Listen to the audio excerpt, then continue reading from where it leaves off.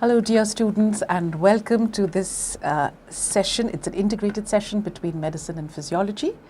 I am Dr. Anupama Chowdhry Devgan. I have been teaching physiology for almost 25 years now, and for the last 17 years have been exclusively teaching students preparing for the NEET PG, INI-CET and the FMG exams.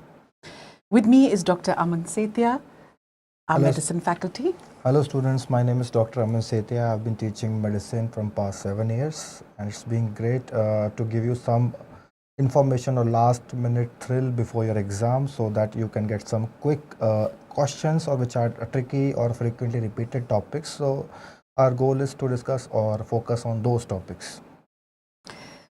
I hope this session is going to be fruitful. You will enjoy this session. So let's start with the first question. Okay, so you can see on the screen we have first question. Let me read the question for you. A 50-year-old diabetic came with palpitation. On examination, BP is 120/70, ECG is shown below. What is the clinical diagnosis? So first, when you look at this ECG, like diabetes patient with palpitation, so diabetes patient can develop any type of arrhythmia. But when I focus on the ECG, if you see here, whenever a question of arrhythmia is coming, the first thing you will see is QRS complex. So if you see the QRS, this is a narrow QRS. So just I'm giving you a trick to answer this. When you see narrow QRS, it will be an atrial pathology. It will be an atrial arrhythmia. So these two options are ruled out. These two options are ruled out. So remember, ventricular arrhythmias, which means a ventricular tachycardia, ventricular fibrillation, they will have a broad QRS. Now, if you see, like all of you are knowing, I think, like atrial fibrillation is characterized by absent P wave. Here you can see P wave is present, so that is again ruled out. So answer for this question will become PSVT, paroxysmal supraventricular tachycardia. So let me teach you something with ma'am about physiology and pathology in medicine of about all the different type of arrhythmias. What are the conduction pathways? So starting with the ma'am. Yes. So let's look at. We know that heart has the property of automaticity. Any part of the heart can become the pacemaker, but the normal pacemaker of the heart is the SA node. So the impulse will originate from the SA node. It travels to the AV node via three internodal tracts, the anterior, middle and posterior. And the time taken to reach the AV node is just 0.03 seconds. Now there is a nodal delay. The nodal delay is 0.09 seconds or 92 milliseconds. Now what is the reason for this nodal delay is? This is because the AV node fibers are small diameter fibers. This was asked as an INI-CET question as well. What is the reason for nodal delay? Small diameter fibers. Smaller the diameter, lower is the velocity of conduction. The second important reason why there is a nodal delay is because there are very few gap junctions between the AV nodal fibers. So because of this, the impulse slows down as it passes through the AV node. Now, what is the advantage of the nodal delay? The advantage is that all four chambers of the heart do not contract at the same time. The atria will contract ahead of the ventricles, which is very important because you know that the last part of the ventricular filling is because of atrial contraction. So this nodal delay helps the atria contract ahead of the ventricles. Now, so if you look at the timeline here, it takes 0.03 seconds to reach the AV node, nodal delay of 0.09 seconds. Plus the time taken to cross the bundle of his, another 0.03 seconds. So 0.03 seconds to reach AV node, 0.09 to cross the AV node, 0.03 to cross the bundle of his, a total of 0.15 to 0.16 seconds from start. So the time taken to reach the two bundle branches is 0.15 to 0.16 seconds from start. Then the impulse spreads to the two ventricles. The endocardial surfaces will depolarize first, followed by the epicardial surface. So as you can see over here, in about 0.19 seconds, the endocardial surfaces of the two ventricles are depolarized, and about 0.21 to 0.22 seconds, the epicardium is also depolarized. So by the end of 0.22 seconds, the entire heart is depolarized. A little bit about the different waves in the ECG, genesis of the ECG. Now, this is a very interesting diagram. We know about the P wave. P wave is atrial depolarization. QRS complex, ventricular depolarization. But there is a particular pattern in which the ventricles depolarize. The first part of the ventricle to depolarize is the left upper part of the interventricular septum. And then the septal depolarization is from left to right. And because of that, you can see over here is the Q wave from left to right. Then the direction of spread is towards the apex, first the endocardial surfaces and then the epicardium. The last part of the ventricle to depolarize is the base of heart. Base of heart is located posteriorly. It is also called the posterobasal part of heart. So this is how the depolarization spreads, and that is what is responsible for the QRS complex. This is due to a changing direction of wave of depolarization in sequence. Now when I look at the repolarization, now repolarization is responsible for the T wave. Now what happens in the repolarization is, depolarization is endo to epi, repolarization is epi to endo. So this is one thing that you have to understand. The ventricular depolarization was endo to epi, but the repolarization, the direction reverses. It becomes epi to endo. That is why we get a positive T wave. T wave is ventricular repolarization. Now, why is it a positive T wave? So many times, depolarization is due to influx of positive charge. Repolarization is due to efflux of positive charge. So if it was only due to a movement of charges, the repolarization wave should have been a mirror image of the depolarization wave. It should have been a mirror image of QRS complex. But that's not what has happened. Because along with reversal of charges, there is a reversal of direction. Instead of being endo to epi, it is now epi to endo. So two changes have happened. There is a reversal of charge and there is a reversal of direction, which gives rise to a positive T wave. So these are the basics of the P, QRS and T waves. So now let us discuss something about arrhythmias. So how to approach a question in INI-CET paper. So whenever you see a question on arrhythmia, so first thing you want to focus, understand this, you have to see something called QRS. So whenever we see QRS, so there are two possibilities. Either we get a normal QRS, normal, or we can sometimes call this as narrow. Or what we can get a broad QRS. This broad QRS is also called as wide QRS. So this should be your approach, understand this. So normal QRS means this is a problem above the ventricle. Above the ventricle means we call this supraventricular, or we can call this atrial. And if I say broad QRS means this is a problem where in the ventricles. This is something that you should remember. Now just try to understand this. After looking QRS, what is our next job? We have to see the RR interval. So next thing what I am looking on, RR interval. Now this RR interval can be regular or it can be irregular.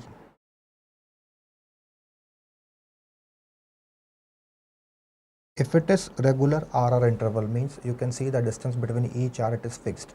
Or approximately I can suppose it is like 5 small box or 3 small box. So if it is regular, then this is called your PSVT. And if you see like RR interval is irregular, in that case you have to see P wave morphology. In that case, what I'm looking on P wave morphology. So possibilities, you can get three different type of P. So when you get more than three types of P, so there can be like just I can say P can be like a normal P, it could be an inverted P, or it could be a P mitral, or it could be like a P pulmonale.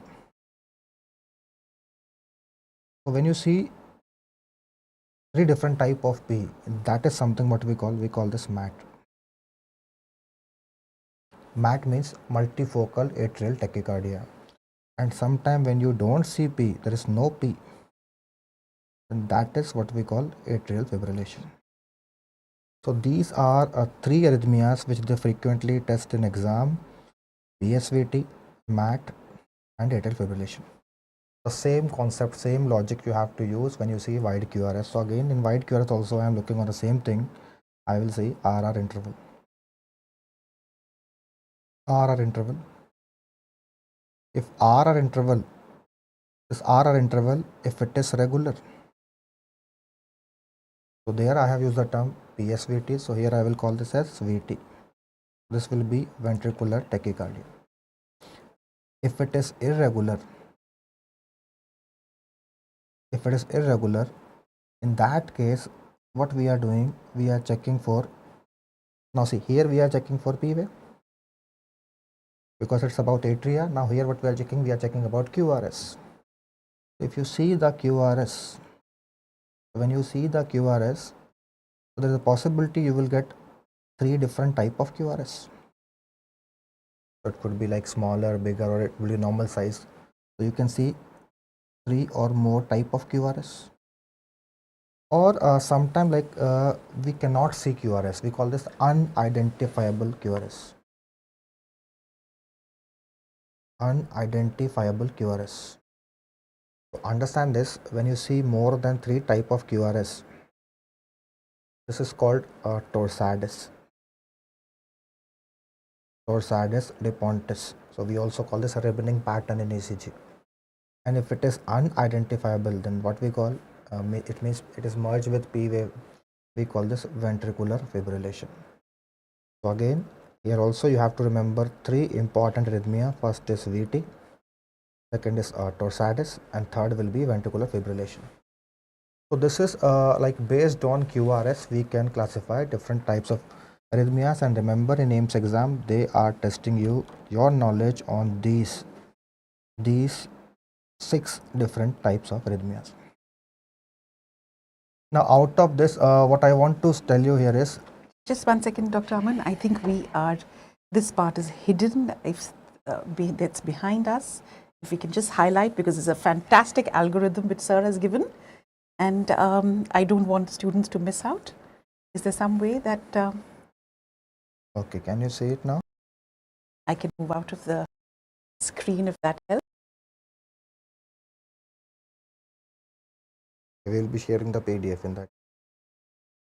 But excellent algorithm, sir. So this is like a flow chart or an algorithm that you have to remember to understand different types of arrhythmias. Now they can ask you a little information about each of this. So starting with the first one, that is PSVT. Starting with the first one, this is your PSVT. So remember, most of the arrhythmias, they are more common in males. In fact, I can say most of the heart disease are more in males. Why? The reason is, you know already the reason, there is estrogen. So estrogen is protective. This is only arrhythmia is common in females. PSVT is something that is common in females. If you ask me what are few things in cardiology which are more in females, one is in front of you, that is PSVT. If you ask me the next thing which is more common, can any of you can comment on this, which is more common in females, which cardiac disease? This is trigeminal angina. Trigeminal angina is something that is more common in female. And the third is, anyone? Trending topic, trending type of cardiomyopathy, I can give you a hint, that is called Takotsubo cardiomyopathy. So these are 3 cardiac disease, and remember, most others are more in males. So these are the conditions which are more in females. So PSVT, what type of question they ask you in exam is like, this is a type of arrhythmia which can be triggered because of stress, because of emotions, or sometimes it can be due to some drug abuse, like especially some drugs like of abuse, like I can say amphetamine. So amphetamines, cocaine, tobacco, these are the drugs which can precipitate the attack of PSVTs. So the specialty about this arrhythmia is, for all arrhythmias, the gold standard and the best test is ECG. So when you do the ECG, suppose today the patient is coming to you and he is having palpitation. So you suspect some arrhythmia, you are doing ECG. So during attack, ECG during attack, this will be abnormal. In the same patient, if you do the ECG next day, the next day means after attack, maybe the same patient which is having PSVT, next morning or after a few days, ECG will come normal. Another MCQ that they ask in exam is, in which arrhythmia you can see a normal ECG later on, that is PSVT. Now understand this, the symptoms, it will have similar symptoms like any arrhythmia. There will be palpitation. Palpitation is feeling of one's heartbeat. But here you will see this palpitation is sometimes followed by release of ANF. So there is diuresis. The patient will have palpitation followed by diuresis. Sometime there will be some other complaint, like patient can also have shortness of breath, right? The patient can have hypotension. But remember, these are not necessarily to be present, but most patient they'll come to you with palpitation. So now you are performing ECG. In ECG you are seeing this. So what you should do to manage this PSVT? So diagnosis I already told you, that is ECG. So now treatment will depend whether it's a stable patient or it is an unstable patient. So the question which I showed you, that is the patient BP was normal. So it was a stable patient. In stable patient, what is the first thing that we do? We do vagal maneuvers. So vagal maneuvers means it could be a carotid massage,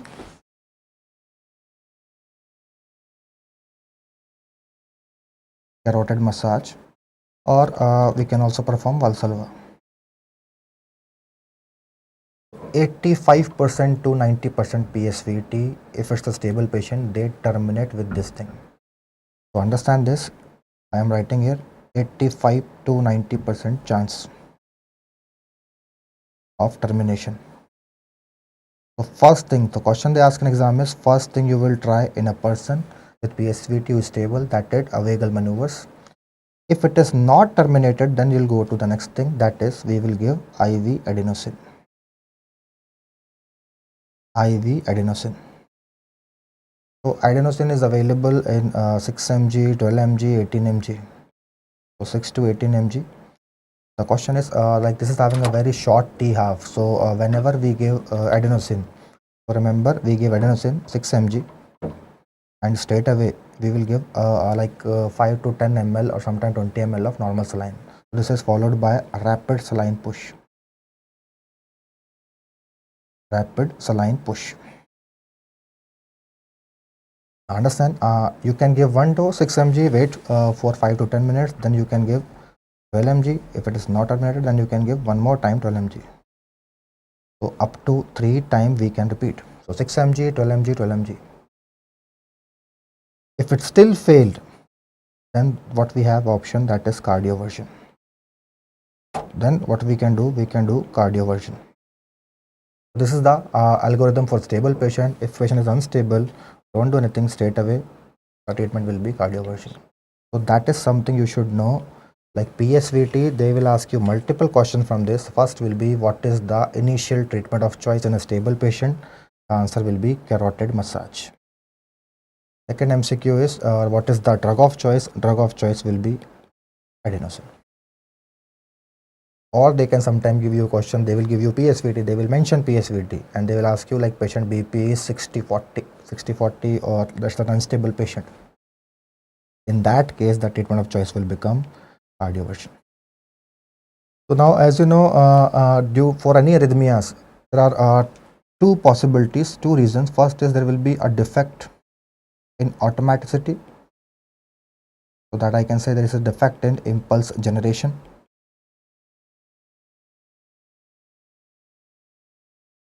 Or the second problem is means your SA node is having more pressure. Or second possibility is there will be defect in impulse propagation.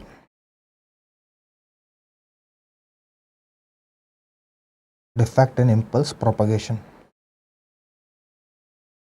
Understand, defect in impulse propagation means there are two possibilities. First is what we call this, there is some kind of re-entry.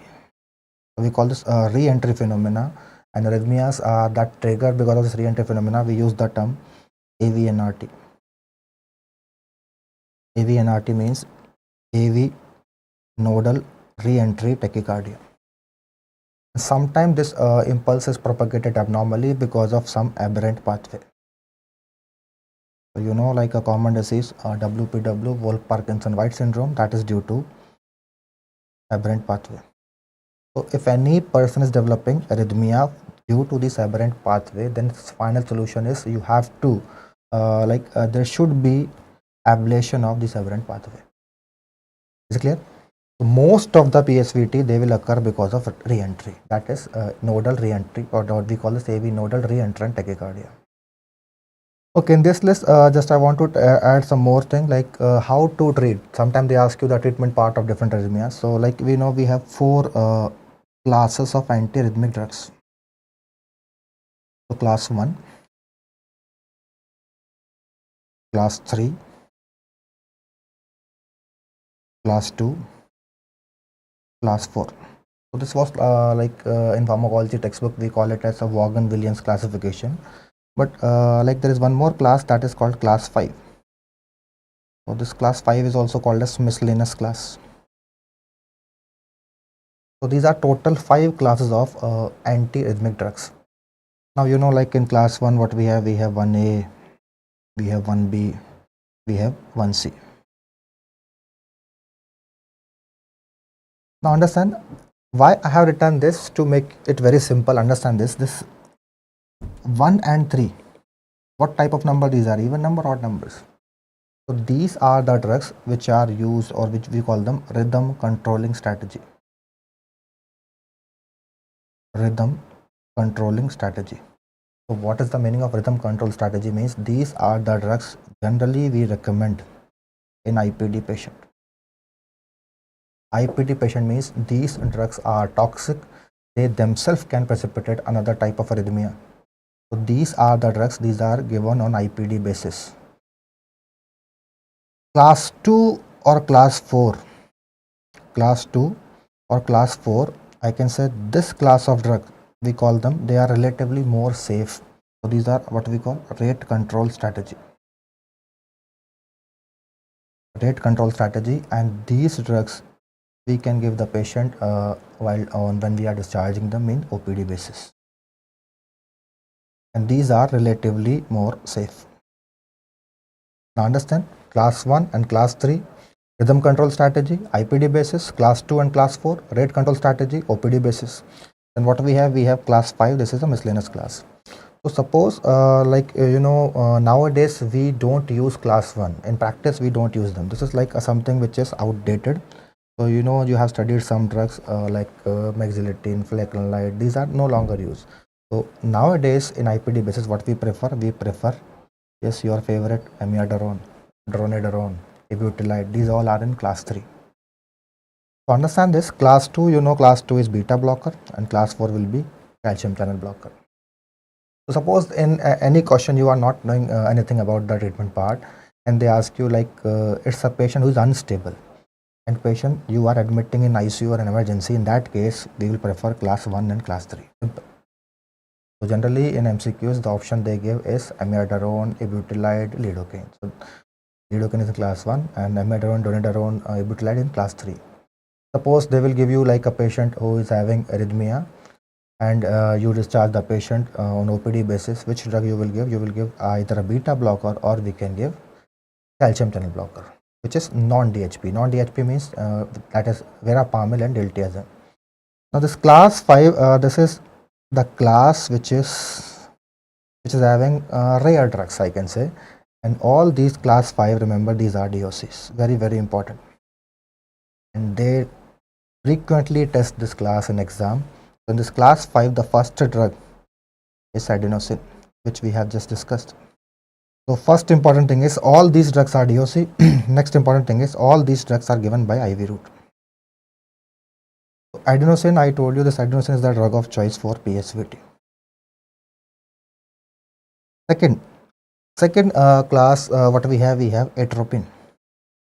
Second drug in this class is atropine. Atropine is a drug that is drug of choice. Because all I can say, we have this only one option we have for bradyarrhythmias. For bradyarrhythmias, where we have to increase the heart rate, what we are giving? Atropine. Third drug here, what we have MgSO4, magnesium sulfate, MgSO4. This magnesium sulfate, MgSO4, it is drug of choice for Torsades de Pontis. The fourth drug, what we have, this is the drug which is having inotropic action, digoxin. So digoxin, again, nowadays we don't use this routinely, but remember, it is the drug of choice in a condition whenever a person is having atrial fibrillation with heart failure. In that case, we have to give digoxin.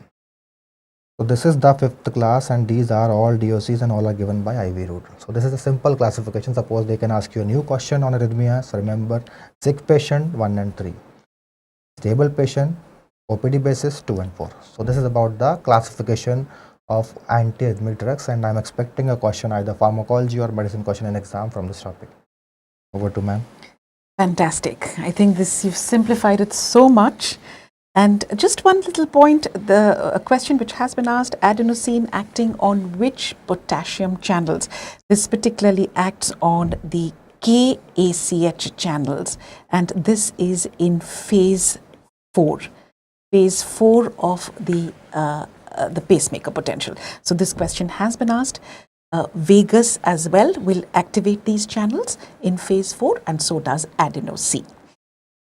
So this was very, very interesting. And now let's go on to our next question. And this is on hyperkalemia. Okay, so you can see, like in AIIMS exam, there is always a question on ABG analysis and electrolyte imbalance. So this is like a record from past 7 to 8 years. I am saying this in every attempt there is a question.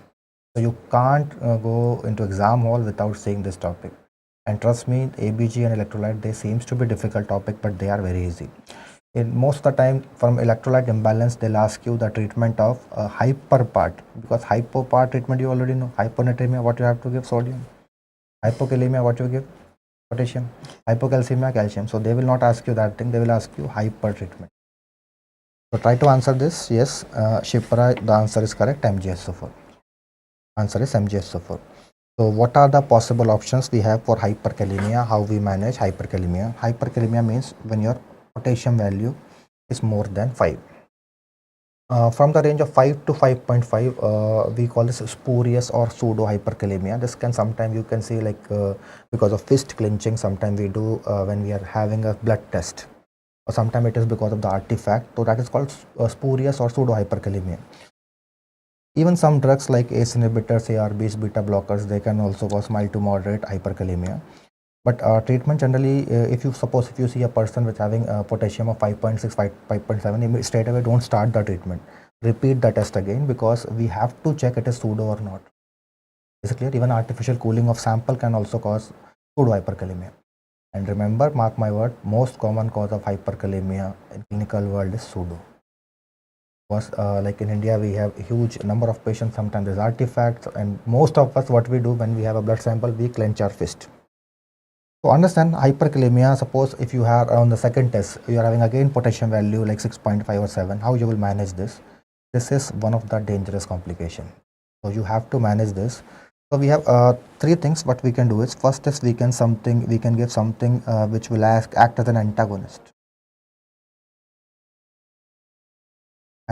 to potassium. Second thing which I can give is something called the potassium which is coming, which came in the blood, that has to send back into the cell. So that is what we call this redistribution. So you can send them back, redistribution. And suppose sometime what we can give something to remove this. How we can remove this? We can remove this by giving diuretics or binders. So these are two options. So now understand this. If you ask me antagonist of potassium, so we have drugs here like calcium gluconate, which is our option number A. So we can also use calcium chloride. Okay, do not give calcium carbonate. Calcium carbonate is calcium supplement tablet. So that is used to treat chronic hypocalcemia. And even that is not available in IV form. So what we give calcium gluconate, calcium chloride. In redistribution, what we can use insulin. Insulin and beta agonist drugs like salbutamol or albuterol. In India, we prefer salbutamol. In America, they prefer albuterol. Now, how we can remove this excess potassium? So we can give some diuretics. So other than potassium sparing diuretic, we can use any diuretics, but the diuretics which is having fastest action will be a loop diuretic. So you know your favorite injection, Lasix, furosemide, torsemide, these are loop diuretics. Other than this, we can give binders. These are potassium binders, so they will bind potassium. Can anyone tell me the name of potassium binders? What we have? Potassium binders. In short, we call them K binders. K for potassium. Yes, so these are drugs like patiromer. And we have next drug is SPS, sodium polystyrene sulfonate, and second is sodium zirconate. So these are the available options. Now see, we can use calcium gluconate, that is antagonist. We can use insulin.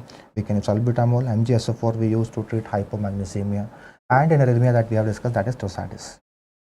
So this is the treatment part about hyperkalemia. Yes, so Shipra wants to know how beta agonists help in redistribution. Excellent. We've got insulin as well as salbutamol or beta agonist, and this physiology will answer this for you. This is because insulin, epinephrine, they have they increase the activity of the sodium potassium ATPase pump. And once you increase the activity of the sodium potassium ATPase pump, it causes the movement of potassium into the cells. So there is an inward movement of potassium, and similarly a beta agonist will also do something like this. Similar thing, causes movement of potassium into the cells, and that is used in the treatment of hyperkalemia. There was a very interesting question on treatment of hyperkalemia: A, insulin or insulin plus dextrose? So obviously the answer will be insulin plus dextrose, because obviously insulin can cause hypoglycemia. Yeah. So this was one of the interesting. Because you have to give a lot of insulin. It will be not like 1 unit, 2 units. So what we are using like 25 to 50 units of insulin. So that can cause a profound hypoglycemia. So that is why we give insulin plus dextrose.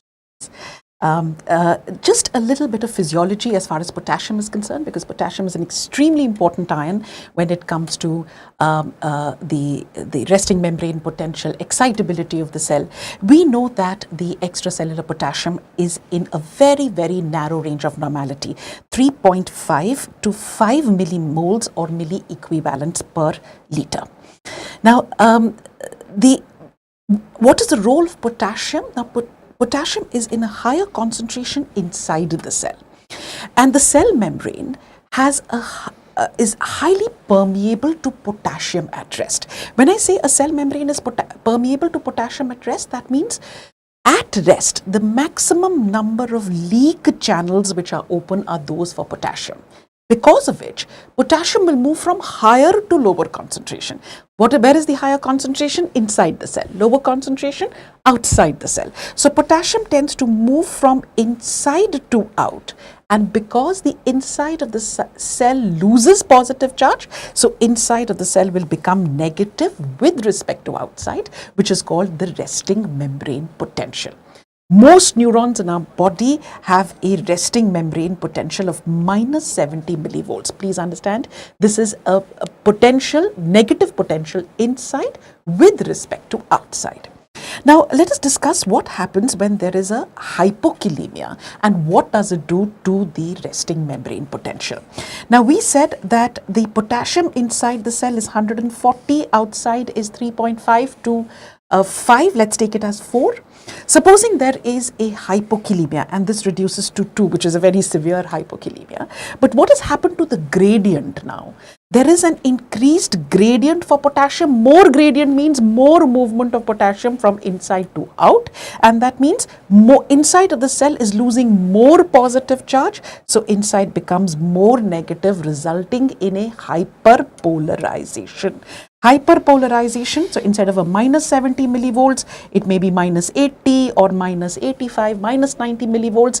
If a cell is hyperpolarized, what happens to the excitability? It reduces. Now, which are the two excitable cells in the body? Neurons and muscles. Neurons and muscles in hypokalemia are hyperpolarized, reduced excitability. What is the patient going to complain of? The patient is going to complain of a muscle weakness. So commonly with loop diuretics, sometimes when you have patient on loop diuretics for a long period of time, of course you give them pot chlor, but sometimes if they've not been taking pot chlor, they go into hypokalemia and he comes back to Aman sir with haatho पैरों में जान नहीं है. That is the common complaint. There is a muscle weakness. Now let us see what happens when there is a hyperkalemia. Now if there is a hyperkalemia, it has dual effects. A mild to moderate hyperkalemia and a severe hyperkalemia. Now, I'm not sure, and correct me if I'm wrong, most books say what is a severe hyperkalemia is a potassium more than 8. I'm not sure about whether you agree. Even in some books it is written like more than 7 is also considered severe. So more than, we'll correct this to more than 7 because I will trust medicine more on this. What we assume is anything more than 6, we consider this as equally life-threatening. So any type of hyperkalemia, if you see like first is, if it is pseudo hyperkalemia at like 5.5 to 6, that is like patient will improve. But I think when you see more than 6, you have to manage with proper efforts. Absolutely. So let us see why is it so dangerous. Now, if it is a mild to moderate hyperkalemia, that means potassium up to 7, let's say, if we take it as 6 to 7, we take it as mild to moderate. Now the gradient reduces. If the gradient reduces, there is less potassium efflux, more positive charge inside the cell. So inside of the cell becomes less negative, cell is depolarized. When I say depolarized, that means instead of resting membrane potential of minus 70, this is about minus 60 millivolts, and that means now there is increased excitability. So we see arrhythmias. This is one of the conditions where it could lead to cardiac arrhythmias. But if there is a severe hyperkalemia, yes, there is less gradient. Yes, there is less movement of potassium from inside to outside. Yes, the cell is depolarized, but this has been described as a persistent depolarization. And this persistent depolarization paradoxically reduces the excitability. Why does it reduce the excitability? Because now the sodium channels go into what is known as an inactivated state. When they go into an inactivated state, you cannot open these sodium channels again. So in fact, there is a decreased excitability, and we know that, especially let's say, for example, if you look at the heart, if there is a reduced excitability, there will be reduced contractility. So what happens to the heart? Now the systoles of the heart start becoming weaker and weaker, and the heart tends to become flaccid, heart tends to dilate, and this heart will eventually stop in diastole. That is what makes it so dangerous as far as hyperkalemia is concerned. And that's exactly what Sir told you, that the important thing is to treat it early and treat it properly. There is an eventual risk of the heart stopping in diastole.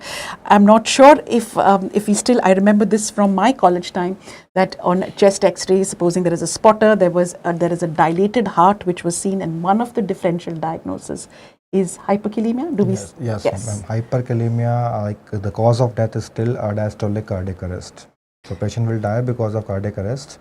Now, one more thing, I just got a question that came in my brain. Last year, INI-CET, there was a question like which drug will cause mild to moderate hyperkalemia. So, like options were pretty similar, but remember, I told you like ACE inhibitors and ARBs. So, the answer for this question was lisinopril. Lisinopril is ACE inhibitor. ACE inhibitors, ARBs, they can cause mild to moderate hyperkalemia, and that is like around 5.5 to 6, potassium in the range of 5.5 to 6, which is called asymptomatic. Is clear? So remember, asymptomatic hyperkalemia can occur because of ACE inhibitor and ARBs. And when you see like patient with hypertension, so most of the patient in India, they are taking ACE inhibitor or ARBs. This is something which is commonly seen in practice. So we can go on to the next question. Now this is... Okay, so this is like a question which is frequently repeated question in exam. So frequently repeated means they test you this question again and again. So first see the question carefully. Elderly patient, known case of diabetes, right? So okay, there is a doubt here. FMG वालों के लिए भी integrated low. Okay, we'll do that too. Don't worry. Next month we will plan on that also. So you can see like patient is having a case of diabetes. So this is the first hint. And remember, any question they'll start with the age. So elderly is mentioned, means that's also a hint in MCQ. Now focus on the BP. BP, systolic BP is 80, diastolic is 50. So BP is very low. So might be this patient is in shock. Serum sodium value is 145. So for this question, you have to remember the normal sodium values. There is a dry tongue, means patient is dehydrated. Urine ketones are negative. Now first you have to tell me the diagnosis. What could be the diagnosis in this case? Johnny Wick, can you tell me the diagnosis first? What do you think? You can see the question, elderly patient, diabetes, urine ketones are negative, BP is 80 by 50. So this I can say this could be a case of diabetic, non-ketotic hyperosmolar coma. Why not DK? Because ketones are negative. So it's a case of a diabetic coma.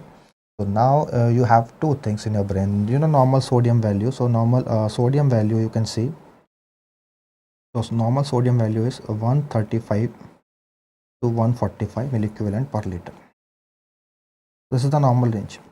So anything less than 135 is called hyponatremia. Anything more than 145 is called hypernatremia. So but these values are not important for us. What is the concern? If this 135 value, this is going down to 125. This we label as D for dangerous hyponatremia. And if this 145 value, if it is increased to 158 or more, that is called dangerous hypernatremia. In both the cases, the patient can develop a seizures, there will be risk of brain herniation, and because of the CNS complications, patient will die. So here now, so you can see the sodium value is high. That is true, but it is not that high. So understand, let's see the option. First, you can see RL, ringer lactate. Ringer lactate you can give. So lactate means we should avoid lactate or dextrose in any patient who is having diabetes. And it is strictly avoided when it's a case of DK. Why? Because DK already there is ketoacidosis, and lactate can cause lactic acidosis. Now you can see NS, normal saline, or N by 2. If in the same question the sodium value I will write like 158, then better answer will become you have to give N by 2. But here you can see the patient BP is very low, so patient is in shock. So nothing can increase the BP than normal NS.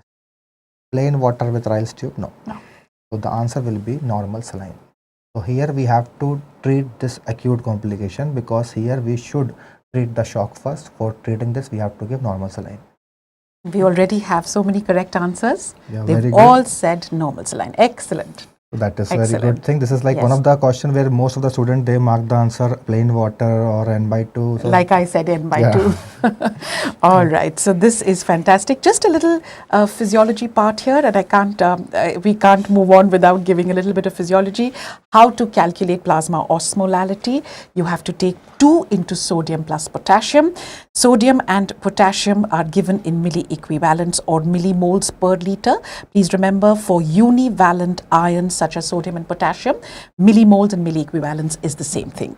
So 2 into sodium plus potassium. Why 2? Because sodium and potassium are the cations. They are associated with anions. Into plus 0.055 into glucose in milligrams per deciliter.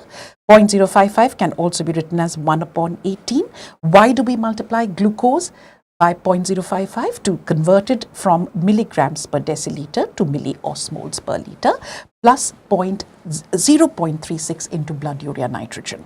For the same reason, blood urea nitrogen is in milligrams per deciliter. To convert it to milliosmoles per liter, we will multiply it by 0.36, or also this can also be written as 1 upon 2.8. So what is the major contributor to plasma osmolality?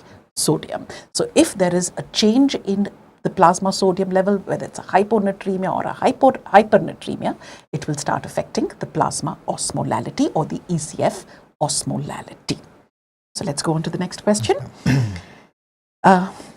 Yes. Okay, so this is like a topic which is a trending topic, or I can say a burning topic in exam from past 3 years. This is one of the topic which they are asking again and again.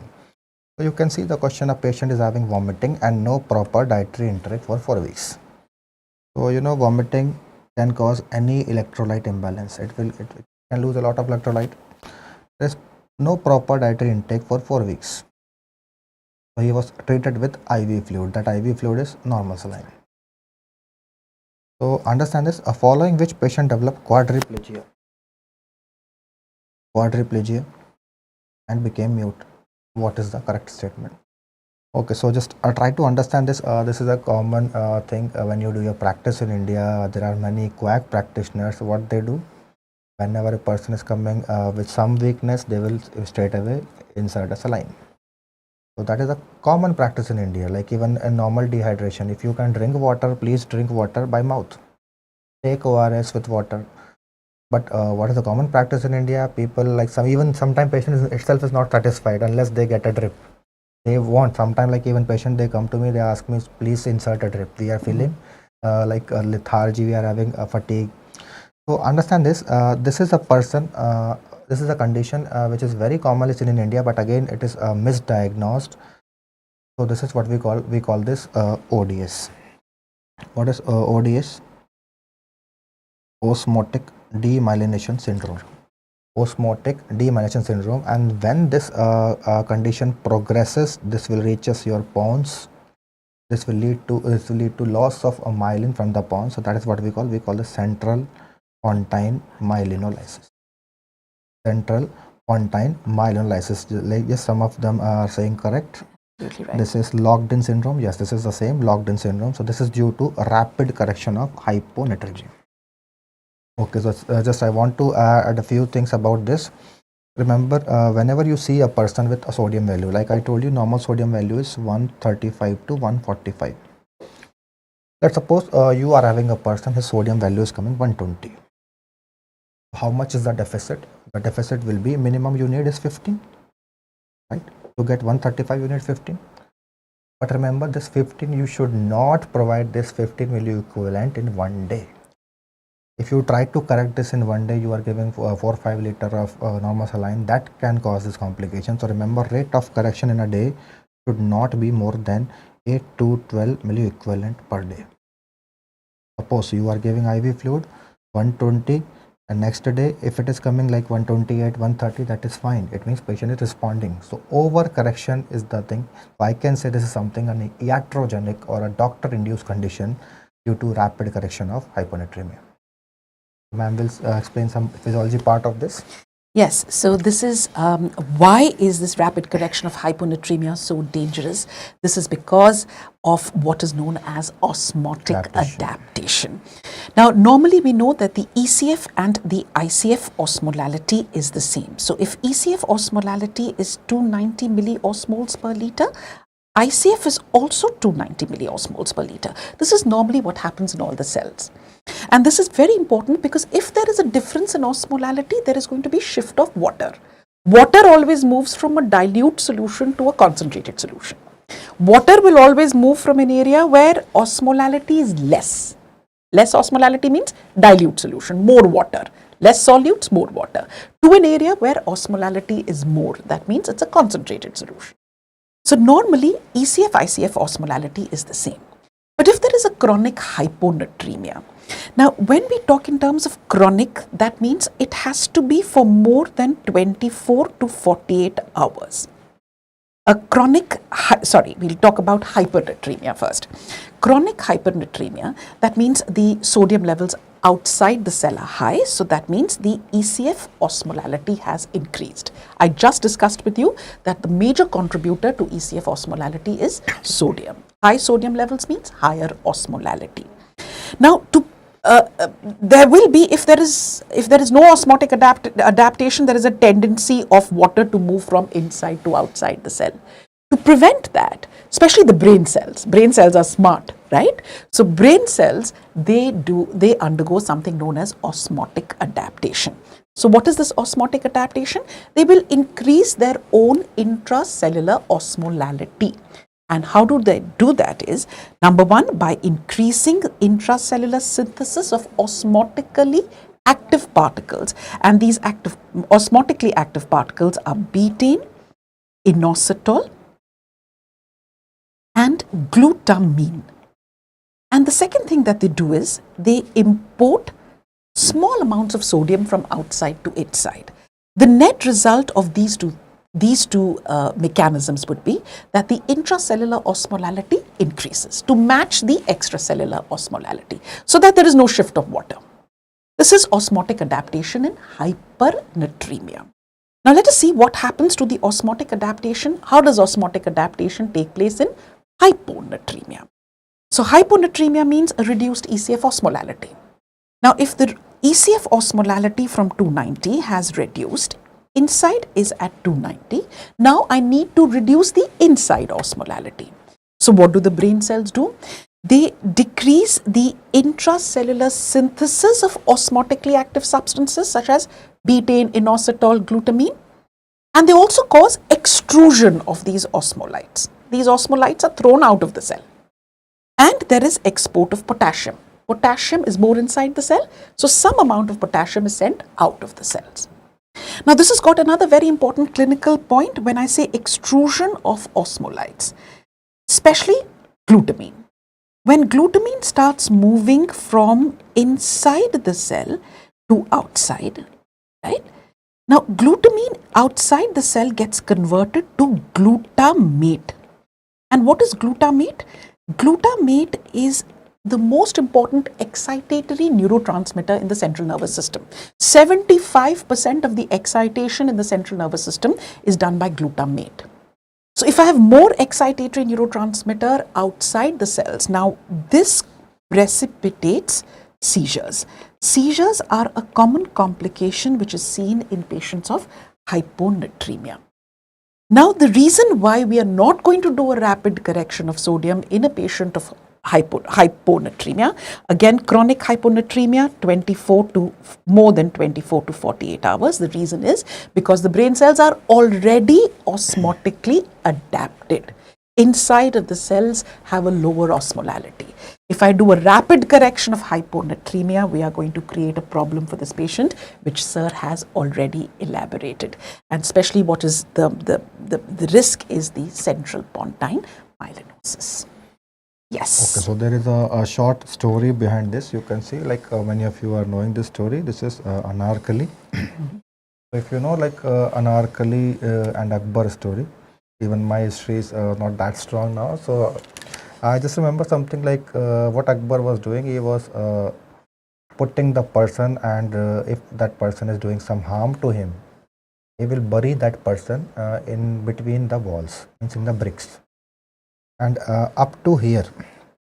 So means he will apply bricks up to here, so that only his eyes you can see, other things are inside the brick. So imagine I am inside a wall, and every part is covered with bricks, only my eyes are movable. So same thing is happening in the body when you do the rapid correction. So all muscles are paralyzed. There will be paralysis of like upper limb, lower limb, tongue muscles, everything. The patient can't speak, he can't move his limbs, right? He can't go to washroom. So there's a quadriplegia, there is a problem in the movement. So all muscles are paralyzed except ocular muscles, and this is what we call locked-in syndrome. This is, you can see, locked-in syndrome. That is, it is like not a specific term for central point and minus. You can see this in many other conditions, but here you can see only ocular movements are there. All other muscles are paralyzed. So we see quadriplegia, right? Okay, so now before this, let us revise all the electrolyte in a simple table form, so that you can get at least 1 to 2 question in exam from the electrolyte part. So let me, ma'am can give me a few minutes so that I can revise with them all the different type of electrolytes. So you can see we have 3 electrolyte and 6 their disorder, means hypo and hyper, that they frequently test in exam. So you can see the first electrolyte that we have, this is sodium. So I can write like hyponatremia. This is the first one. Okay, let me start with the easy one, with the tough one, sorry. First thing what I'm having is hypernatremia, because in exam what they test you about increase in sodium. Then there can be hyponatremia, right? Sodium is decreased or sodium is increased. Second electrolyte abnormality they can ask you is increase in potassium, means hyperkalemia or hypokalemia. And the third one that they ask, this will be your hypercalcemia or hypocalcemia. Now with these abnormalities, what they try to ask, they'll try to ask you few questions.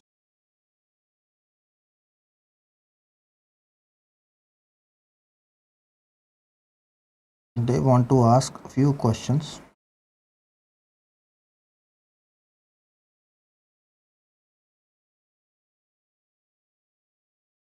The first question itself they ask from the normal values. First question they'll ask you about the normal values, right? So if you ask me like sodium values, you know, hypernatremia, when it is more than 145, and when it is more than 158, we use the term D for dangerous. Simple. Hyponatremia we will call when it is less than 135, and less than 125 is considered dangerous. Potassium range is 3.5 to 5. 3.5 to 5. So hyperkalemia, we can call this when it is more than 5.5. If it is less than 3, we call this hypokalemia. Calcium comes into the range of 9 to 11. So again, you can see more than 11, and if it is less than 9. So this is about the calcium. So now understand, you have to remember these values because sometimes they will give you a clinical case. Now, what else they ask you? They'll ask you like, what is the cause of death in these electrolyte? So understand this, cause of death in a patient, whether it is hypernatremia or hyponatremia, this is a CNS issue. That is, patient will die because of seizures. So in sodium disorder, remember, the cause of death is seizures. If you see hyperkalemia, so we have already told you, ma'am told you, what is the cause of death? More potassium. This is going to be a diastolic cardiac arrest. Diastolic cardiac arrest. And if you ask me about hypokalemia, hypokalemia means less potassium. Less potassium can lead to paralysis of your diaphragm. So there will be a respiratory failure, or I can say diaphragmatic palsy. The cause of death will be diaphragmatic palsy. So when I say hypercalcemia, more calcium, now you can tell me what is the cause of death. More calcium means again this will lead to cardiac arrest, that is a systolic cardiac arrest. Systolic cardiac arrest, and hypocalcemia, patient will die because of laryngospasm. Okay, so let me simplify this. Remember, when it is hyper, then heart is involved. When it is hyper, you can see heart is involved. When it is hypo, you can see larynx and diaphragm, they are affected. Now, third question, they'll ask you about the treatment part, about the treatment part of each of these, because this is the favorite question. So let me start with the hypo part first. In hyponatremia, less sodium, what we can give? We can give NS, right? If it is very low, you want to treat this fast, you can give hypertonic saline, that is 3% NS. Or what else we can use? We can use oral salt tablet. Oral salt tablets are available, or like in simple capsule, we can add salt and give. Okay, in case of low potassium, what you give? Common logic, in case of low potassium, what we give? We give potassium. So what we give? We can give like syrup pot cloth, oral potassium syrup, or we can give injection of KCl, potassium chloride. Hypocalcemia, coming to hypocalcemia, what you give? Calcium. We will give calcium. Now, if it is acute hypocalcemia, acute means it's a medical emergency. In that case, we have to give IV drug. I told you, calcium gluconate. But if it's a chronic, like patient is not drinking milk since birth, he is just eating Maggi noodles, not drinking milk since childhood, in that case, what we are giving? We are giving calcium sandose. That calcium sandose shall call, these calcium tablets are calcium carbonate. So gluconate you will prefer in acute condition, and carbonate we prefer in chronic condition. So treatment for hypo is simple, and trust me, nobody will ask you. What they'll ask you? They'll ask you treatment of hyper. Treatment of hyper. So let me start with the treatment of, I can say first is your hypernatremia, more sodium in the body. So what you will do? Imagine more sodium in the body, what you can do? Will you give NS? No, that will create more problems. So what we give? Here we have to give a fluid which is dilute, that is N/2. N/2 is also called as half normal saline. Or what we can use? We can use dextrose. Okay, just one more thing I want to add here is like whenever you see a person is admitted in hospital, so normally patient will drink like home water, but whenever he is hospitalized due to any reason, like intentionally, like his relatives will bring a bottle of Bisleri, that is mineral water. So don't give that mineral water to these patients. So you can give a simple tap water. Is it clear? Mineral water means, minerals means sodium, calcium, these are the minerals in mineral water. So you can ask me, suppose if you ask me like hypernatremia patient, if it is diabetic, you will give dextrose or N/2, so logical, you will give N/2. Now hyperkalemia treatment we have discussed in detail. So in detail what I told you, we can give calcium gluconate.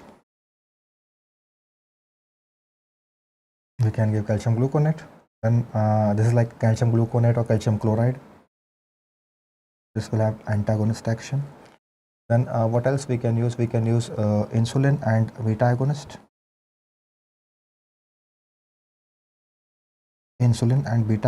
And third thing what I told you, we can use diuretics. And we can use binders. K binders I told you, sodium polystyrene sulfonate and sodium zirconate, and one more pyromet. Now suppose you are having a patient with hypercalcemia, what you will do? More calcium in the body. More calcium. So whenever there is more calcium in the body, you have to get rid of this excess calcium. What you can do? Think logically. More calcium in my body. So more calcium, add water. This water will dilute this, so we can give simple saline. We can give simple IV fluid. Okay, now see, more calcium. You added water, it's still not going. Then add diuretic. Which diuretic?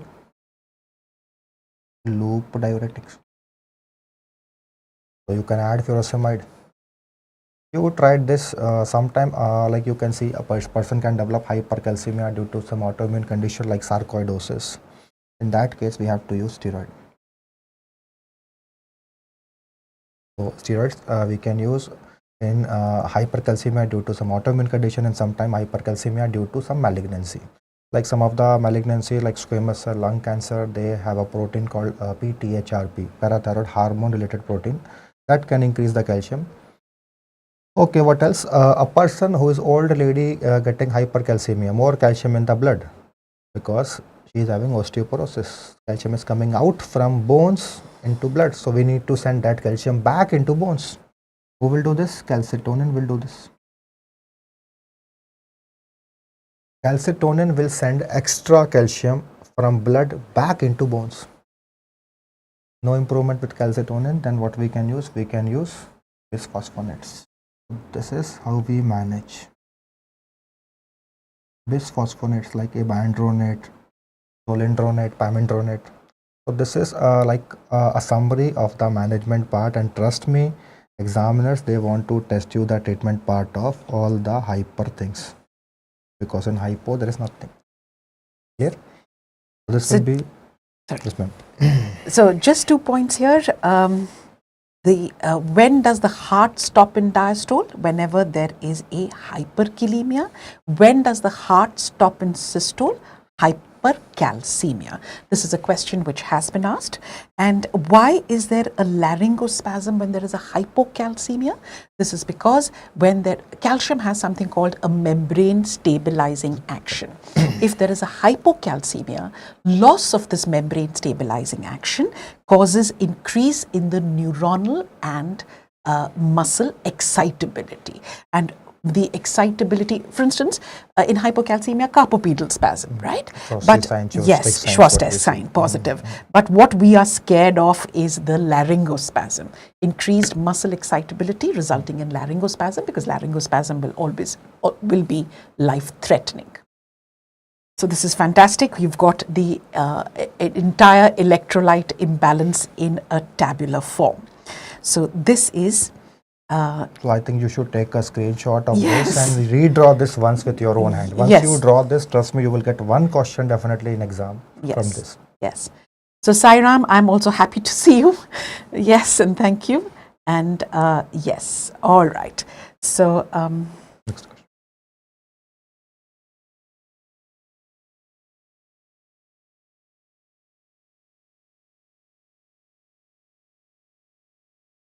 I think we were here. Just give us. This was the question. Right. So let's have a look at the next question. It says. So this is a rejection of all of the following result in macrocytosis except. So understand this. The question they are asking you, like, which will lead to macrocytic or normocytic anemia. So again, this question is quite logical. If you see that macrocytosis we see in 4 major conditions. So one is your B12 deficiency. Second is your B9 or folate deficiency. Third is sometimes you can see this in liver disorders, and sometimes you can see this in thyroid disorders. So which are rare. So this is like a properly framed physio-medicine overlap question which they gave. Easy question, but still many students they made the mistake. So understand this. So let me start with folate. Folate absorption primarily I can say it is occurring in the jejunum. So folate absorption is occurring in the jejunum. So jejunum, if you reject the jejunum, there can be folate deficiency, and ultimately it can lead to macrocytosis. B12 absorption will occur in the terminal portion of ileum. So when you reject the ileum, there will be B12 deficiency. Okay, just I want to just simplify this. Whenever how is the B12 absorption is occurring? So understand this. What we have, B12 generally we get from where? We get from the non-veg food. We get B12 from the non-veg food. So understand this, the non-veg food will give you B12. This B12 will now bind with R binders. These R binders are in the saliva. So what we get? We will get B12 R binders complex. B12 R binder complex. Now understand this B12 R binder complex. There will be action of proteases from the pancreas. These protease, they will separate this B12 from R binders. So what we get? We will get R binders separated and B12.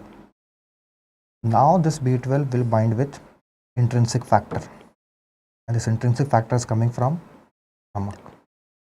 From where in stomach? Yes, from parietal cells. Right. This intrinsic factor will take B12 where? In the ileum. In the ileum, here we will have receptors. These are called cubulin or cubam receptors. So these are the receptors for B12, and ultimately this is the ileum. In the ileum, you will see there will be B12 absorption. So just let me make it very simple. First is B12 you are taking in diet. Second is this will bind with R binders. This pancreas protease will detach this. Then you will see this will bind with intrinsic factor. Fourth, this will be ultimately absorbed. So these are four major steps. Now remember, B12 deficiency can occur if you are, first reason, if you are not taking non-veg food. The first cause of B12 deficiency, which is more common in North Indians, that is vegetarian diet. Second cause, it is not given in the books, but I can say suppose R binders will be released more when you properly chew the food. It means you are not properly chewing the food. Third cause could be, suppose you are an alcoholic and you get pancreatitis. So pancreatitis means pancreas is damaged, it's not releasing protease. So R binders are not separated. Next cause, I can say B12 deficiency, there is a damage to stomach parietal cells. A damage to stomach parietal cells, what we call this pernicious anemia. And remember, this pernicious anemia, this is the most common cause of B12 deficiency in the world. Because in the world, this is not like vegetarian, non-vegetarian. Most people are non-vegetarian. Now understand, here what we have B12 receptors. Sometimes these receptors are mutated. When these receptors are mutated, we call this Imerslund-Grace-Bach syndrome. That is a congenital deficiency of B12. And the last will be any problem in the ileum. What could be the problem in the ileum? In ileum, suppose we have resected the ileum. That is a rejection of ileum, or I can say Crohn's disease that's affecting ileum.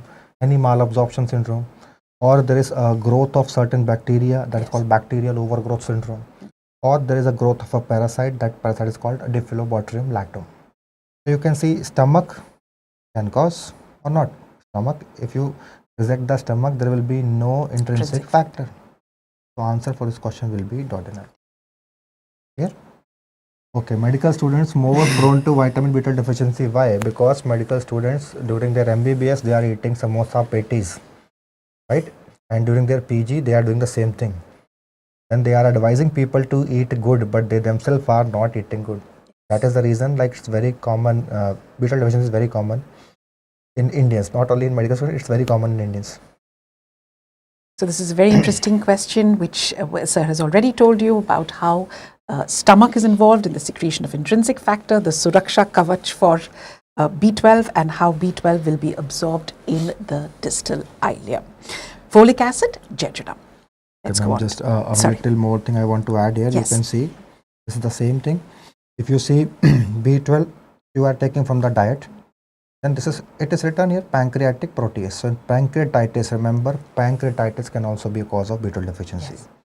Then remember this intrinsic factor, if this is destroyed, that is what we call this pernicious anemia.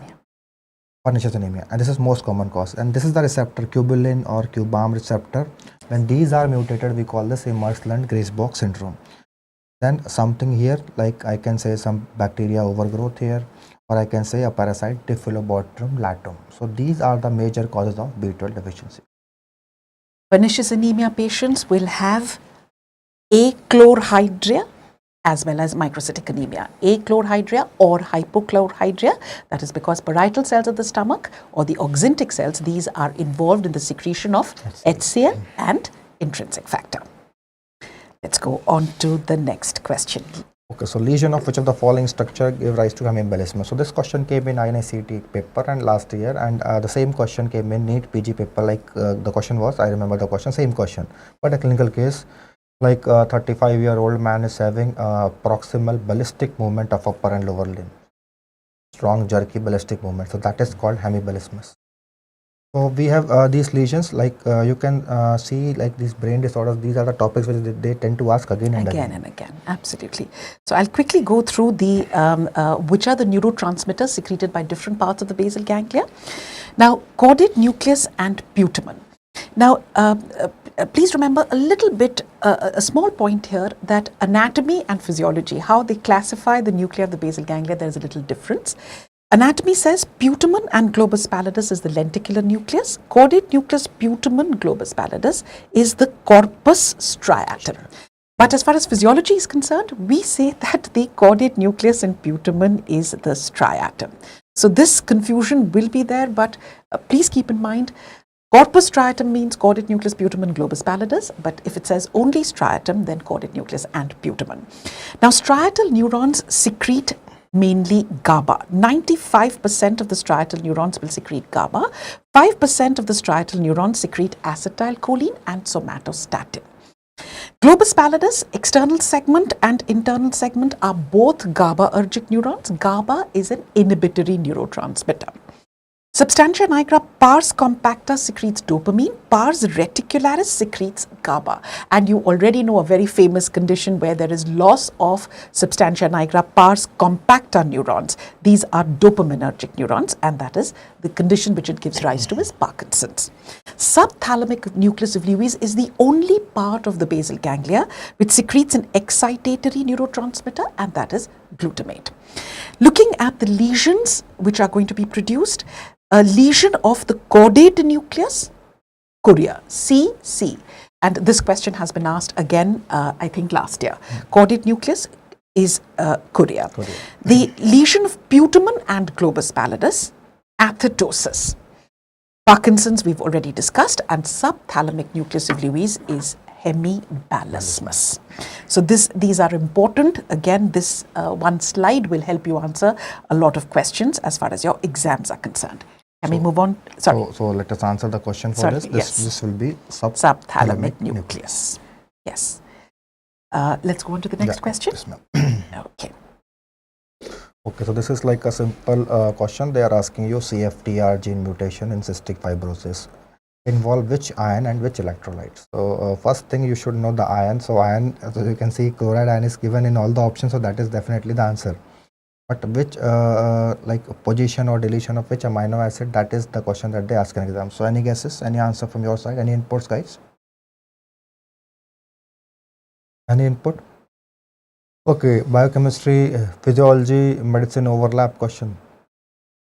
So just try to understand this. This is not a defect of tryptophan. So you can see this tryptophan is ruled out. Now we have two options of phenylalanine, that is 508 and 708. So correct answer for this question will be 508. So just a few basic information about this disease, that cystic fibrosis, understand this. Cystic fibrosis is a condition. I'll tell you a story about this disease. This disease was first encountered in a mother, and this mother was trying to kiss her baby.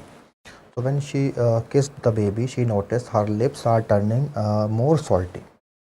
Lips are turning more salty. That is why one more name was given to this disease called salty baby syndrome. Salty baby syndrome. So what is happening here is there is a defect in CFTR gene. The CFTR gene is defective, and this is at chromosome 7. So basically it is a chloride channel defect. It is a chloride channel defect. So there is I can say a deletion. We write like this, a delta 508 at phenylalanine. That is this is the position which you have to remember. Deletion of phenylalanine at delta 508. So as a result, there are some vital organs which are affected. So first is your lung. So disease will affect your lungs. So patient can develop recurrent respiratory tract infection. There is risk of bronchiectasis. Second is this will affect your exocrine part of pancreas first, then endocrine part. So first you will see patient can develop pancreatitis. There will be like elevation of lipase amylase. Then later on patient can also develop diabetes. So remember, first exocrine is affected, then endocrine part of pancreas is affected. The third, this will affect your sweat gland. third and the major organ, sweat gland. So that is why you will see these babies will have more sweating, and do you know that sweat is salty in nature? So understand the disease, how we can manage. We can manage the main problem is most of these baby, they will die because of lung involvement. There is recurrent bronchiectasis, they will have mucus plugging. So question is what you do to make a diagnosis of this condition, because there is always a pediatrics medicine question on this topic. So first thing is we can do something called sweat chloride test. So we can do something called sweat chloride test. So what is the meaning of sweat chloride test? So you will we will give pilocarpine to patient. So we will give pilocarpine to patient. We call this pilocarpine iontophoresis.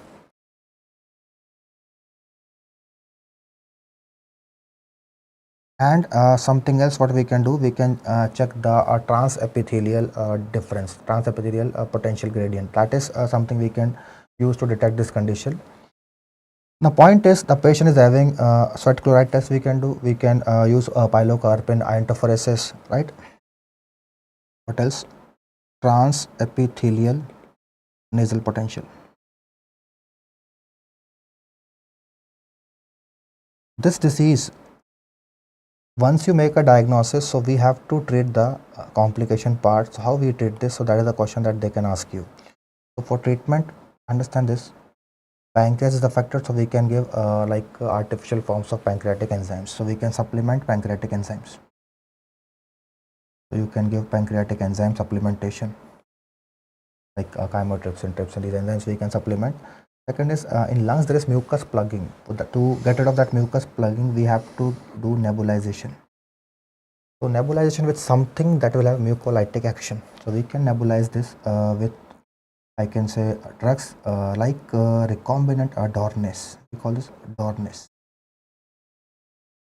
We can do nebulization with a drug that is very commonly used, which is commonly available, that is called N-acetylcysteine.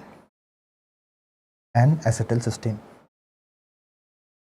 N-acetylcysteine we can also give in IV form or in tablet form. The third thing is what we have a new drug for this condition that is called Ivacaftor. Ivacaftor and Lumicaftor. So these are new possible drugs which we have for this condition, cystic fibrosis. Even nowadays, like many physicians, they are doing the nebulization part with an antibiotic called tobramycin. So that we can provide, because it's a genetic disease. It's a genetic disease, so you cannot completely cure this. So we are providing the symptomatic relief, and patient later on can develop bronchiectasis. So this is the management of this condition, cystic fibrosis. Okay, coming to next question, which of the following is seen in primary hypothyroidism? Try to answer this. Okay, try to answer this. It's a simple question. Come on. Okay, so just try to understand this. When you see this question, primary hypothyroidism. So hypothyroidism means T3, T4. Single best test to make a diagnosis of thyroid dysfunction is not T3, T4, it is TSH. And when it comes to T3, T form, you will check total form or free form. So remember, free forms are preferred. So these three things which we have to check to make a diagnosis. So now you can see hypothyroid means T3, T4 are low. T3, T4, the free form is low. This will give a feedback if it is primary, so TSH will increase. So T3, T4 is low and TSH is elevated. So answer for this question is A. Okay. And please remember, it is the free thyroid, free T3, T4, which is responsible for negative feedback. And because the free T3, T4 are low, TSH is high. And remember, thyroid hormones, more than 99% of the thyroid hormones are in the bound form. If you can just have a quick look at the regulation. DRH secreted by the hypothalamus, it acts on the thyrotropes in the pituitary, release of TSH, and TSH in turn acts on the thyroid gland. There is release of T3, T4. T3, T4 have a negative feedback effect on both the secretion of TSH and DRH. So if there is a decrease in the free T3, T4, TSH and DRH will increase. I think I should add something here, because this is like a very interesting slide. I was about to make this, but I already am having this. So see, not hypothalamus is releasing something called TRH. Yes. TRH means thyroid releasing hormone.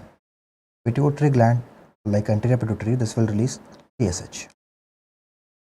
And thyroid gland will release T3 and T4. Clear? Okay, so now just try to understand this. This is you. This is your dad. And this is your grandfather. Clear? Now understand the simple concept. Thyroid gland is the gland, pituitary is master gland, and hypothalamus is called master of master gland. Now suppose, listen to me very carefully for next 2 minutes, you will understand everything, because in endocrine, in medicine, they'll confuse only in this increase and decrease. Suppose you are having less money.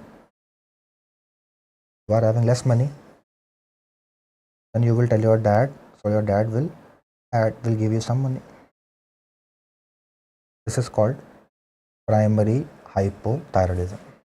Remember, in endocrine, the problem in the particular gland is called primary, problem in the pituitary is called secondary, and problem in the hypothalamus we call this tertiary. You are having less money, you are telling your dad, he will add some money. This is primary hypo. Now see, you are having huge money. Now you will tell your dad, so this month he will not give you money, or he will give you less. This is primary hyperthyroidism. Okay, let's suppose your dad is having a huge profit in business, so is giving you extra pocket money. This is called secondary hyperthyroidism. Your dad is having less money, he is giving you less. That is secondary hypothyroidism. Just remember, your grandfather is rich, so father is rich, so you are getting more money. That is called tertiary hyperthyroidism. Grandfather is poor, father is poor, you are poor. That is called tertiary hypothyroidism. So tertiary, secondary will not make a difference. Just you need to check the TRH level. That's it. Only in exam they will confuse you in primary and secondary. This is something like an easy thing, but students think this is very difficult. That's excellent, Dr. Aman. You've explained it so beautifully, and I'm sure our students are not going to forget this. And let's go on to the next question. This is again from endocrinology. Okay, so you can see the question, 40-year-old patient with hoarseness of voice. So voice hoarseness. So a trend which I am seeing, like from past 2 years. 2 years before, there were question on DK, diabetes, metformin, and although diabetes part of endocrine. But from past 2 years, in INI-CET, they are asking more and more question from pituitary. Like either a question on acromegaly or a question on prolactinoma, they're asking question on diabetes insipidus. So just I want you to, like, when you revise your notes before exam, just focus on diabetes, because that is already an important topic, and don't forget to revise prolactinomas, microadenomas, acromegaly, these type of topics. So you can see protrusion of a chin, excess sweating, enlargement of hands and limbs, and recently diagnosed diabetes. Following drugs is used to treat this condition. Now understand this, they have not asked you about the drug, they are asking you about the classification also. So you know the diagnosis for this condition. So diagnosis is acromegaly. Acromegaly. Now tell me the answer. Okay, so see, let's see the options. Pegvisomant. Yes, pegvisomant is growth hormone antagonist. So answer is A. So what about other options? You can see octreotide. Octreotide is somatostatin analog. Do we use this in the treatment? Answer is yes. It is also used, but it is not a growth hormone antagonist. It is somatostatin analog. Cabergoline we use to treat macroadenoma. This will shrink or reduce the tumor size. So do we use this? Yes, we can also use this, but it is not growth hormone antagonist. Okay, what is olcigipant? Olcigipant. Anyone, can you answer what is olcigipant? Rimigipant, olcigipant, ubrogipant. Come on, anyone?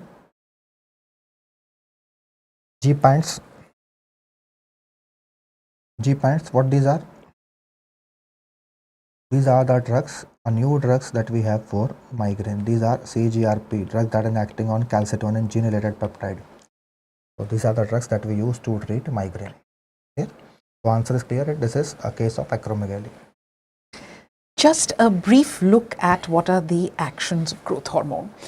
Growth hormone actions can be divided into direct actions and indirect actions. So when I look at direct actions, it increases the blood glucose level. This is diabetogenic. It's an anti-insulin. And we just saw in the question that the patient had diabetes. Patient will develop acromegaly patient. Most of them they will develop diabetes in future. Yes, this is because it is the growth hormone, excess secretion of growth hormone, anti-insulin action, and diabetes. It causes something called a pancreatic burnout, because elevated glucose levels more and more stimulates the pancreas, and finally there is a burnout. It increases free fatty acid level. This is a ketogenic hormone. Increases protein synthesis. Direct actions of growth hormone are both catabolic and anabolic. Increases free fatty acid. This is a catabolic action, and increasing protein synthesis. This is an anabolic action. It increases sodium, potassium, calcium, phosphorus retention. Not just sodium, but sodium, potassium, calcium and phosphorus retention. And there is growth of cartilage, epiphyseal growth. Now, what are indirect actions? Now, indirect actions is that growth hormone acts on the liver, and liver produces what is known as IGF-1, somatomedin C. IGF-1 is insulin-like growth factor 1, and this is also called somatomedin C. Now, this is a question which has been asked in the last year's NEET exam. What is the source of IGF-1? Source of IGF-1 is liver. Now, since it is insulin-like, so the actions will be similar to insulin.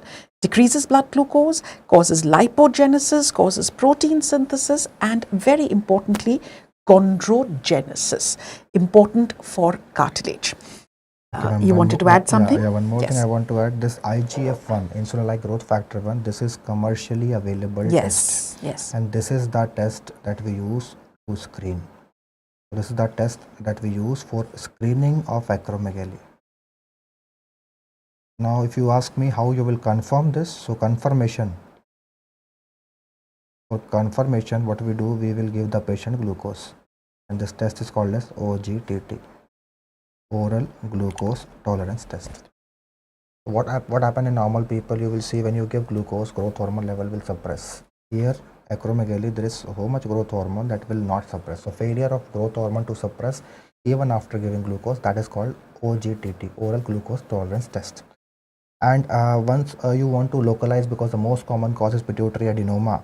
If you want to localize the tumor, in that case, you want to localize this means you have to do a scan. So that is means you are doing a gadolinium based MRI.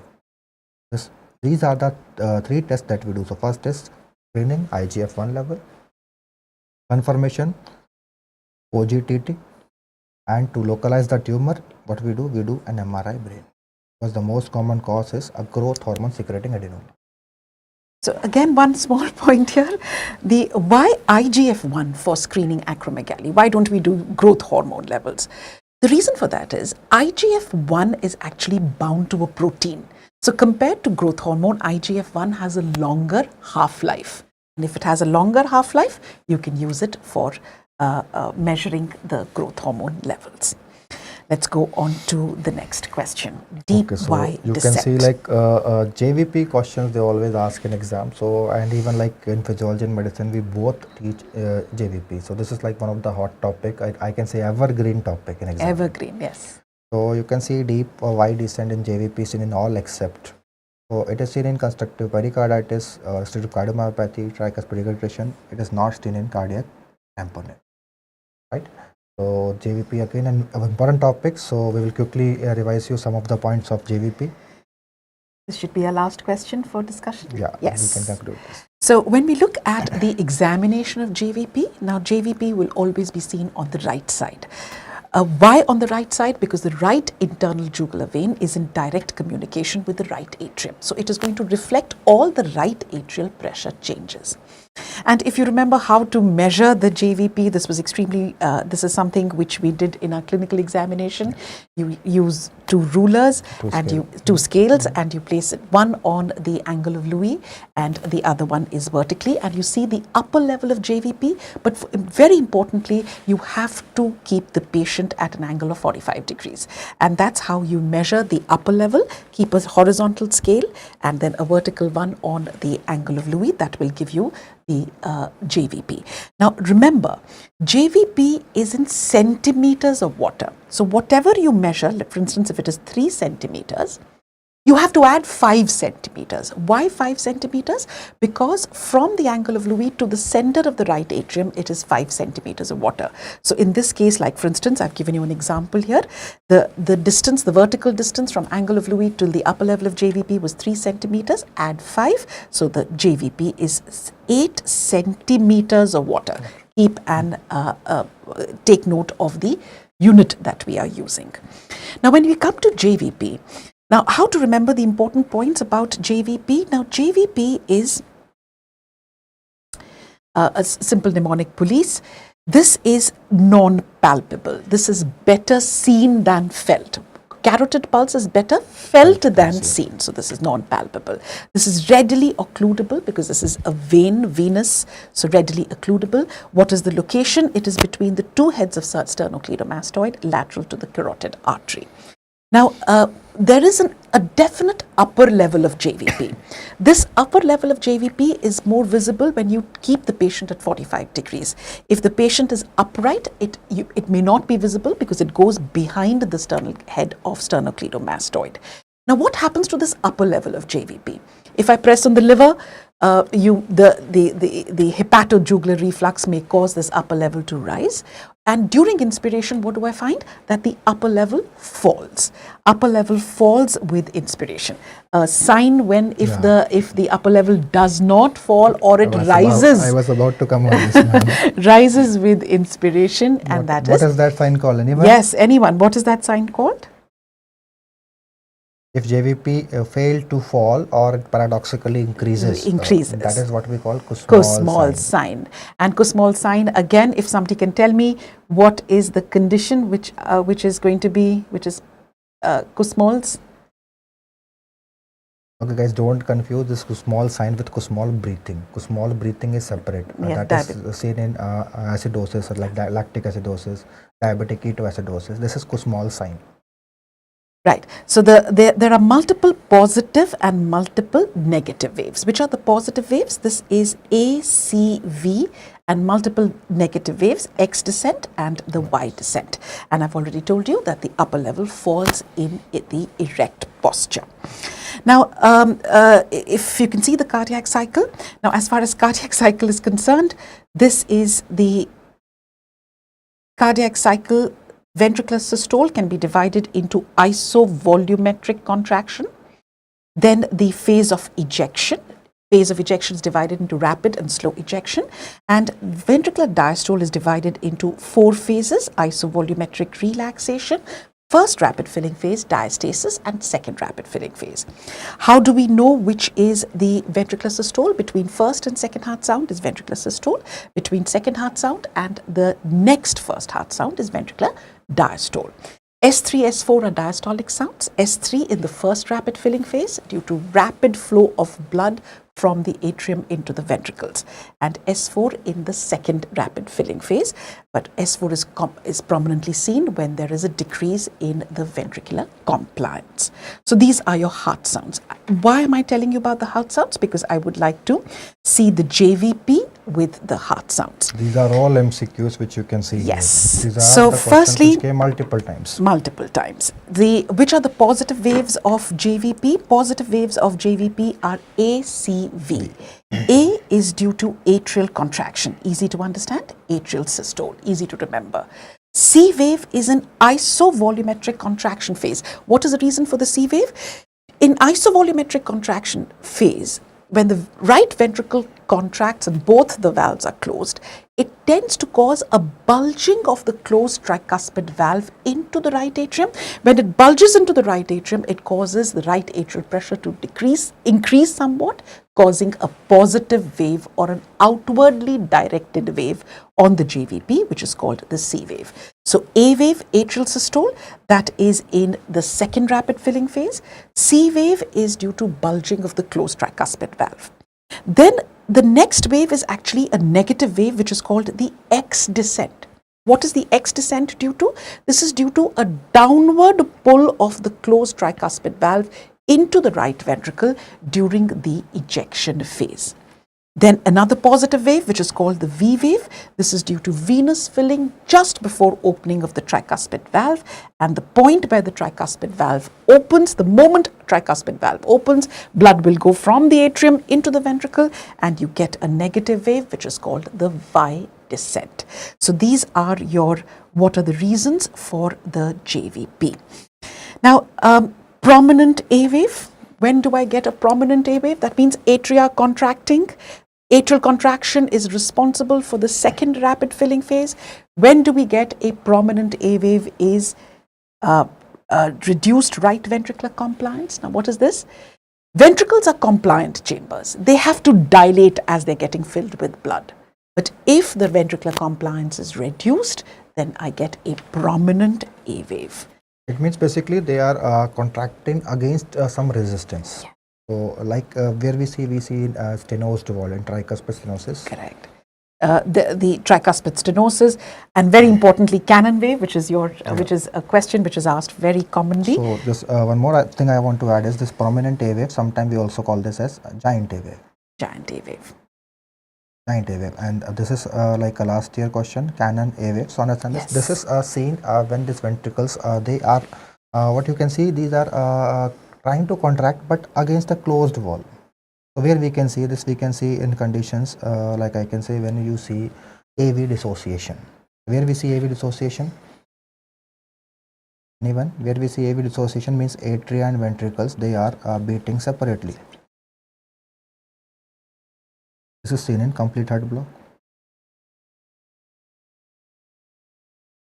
Complete heart block or third degree heart block. Complete heart block or third degree heart block. And this is like already we have discussed this absent A wave. That is. So remember, absent P wave in ECG and absent A wave in JVP, both are a feature of atrial fibrillation. So this is as far as our JVP is concerned. No, sorry, we had to discuss the Y descent, the deep Y descent. So then they sometimes ask you a question like what are the JVP changes we see in a patient of TR? In tricuspid regurgitation, you will see like what we call this like JVP. This will look like a ventricularization of JVP, or we call this it look like an impulse. Pulse wave form. This look like a waveform. Okay, so here I will give you a mnemonic to make you understand something. This deep Y descent you will see in tricuspid regurgitation, constructive pericarditis, and cardiomyopathies. And Y descent is prolonged in tricuspid stenosis. So a mnemonic which I am adding here is that is called pay tax. So pay tax means this pericarditis. Pericarditis will have Y descent. Tamponade will have X descent. Pericarditis will have a Y descent and tamponade will have X descent. So these are the JVP abnormalities, and then these are like a repeat question. They ask again and again these type of questions in exam. Yes, so this is as far as the integrated session between medicine and physiology, and I'm so thankful to all our students for interacting. In fact, we have the answer for Kusmol's sign as well. And so thank you so much for your participation, your interaction with us, and that is what we all look forward to. And I thoroughly enjoyed today's session, Dr. Aman, and Same, hopefully... Even I thought physiology is a bit boring to me, but I am also enjoying the things because it is like when we integrate this with medicine, this becomes very interesting. Yes, and I've thoroughly enjoyed myself, and hopefully we're going to come back with more such sessions, Dr. Aman. Yeah, sooner. Yes, I look forward to it, and thank you very much, and see you soon. Okay, see you in the next video. So later on, like we have a few more sessions about integral sessions, like we'll have some overlap of some other subjects. So just set an alarm in your clock about 7 o'clock daily till your exam. We'll meet with some these sessions so that you can have some crisp content in your hand before exam. So all the best, keep working hard. So thank you so much. Thank you very much, and good night, and all the best to all of you. Thank you very much.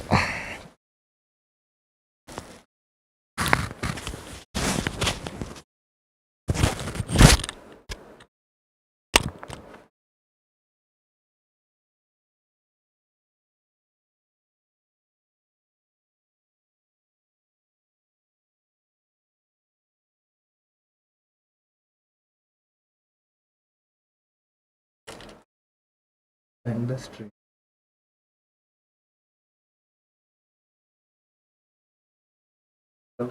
Mm-hmm.